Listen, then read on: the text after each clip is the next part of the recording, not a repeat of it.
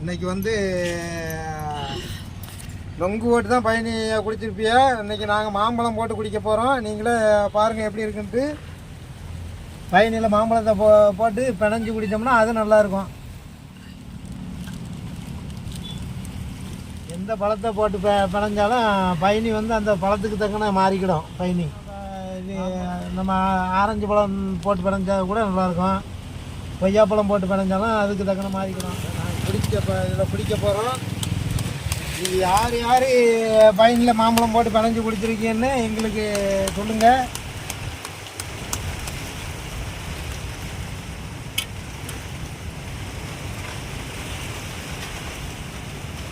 சூப்பராக இருக்குது. இதே மாதிரி நீங்களும் போட்டு பிணைஞ்சி எப்போ குடிச்சின்ட்டு கமெண்டில் சொல்லுங்கள்.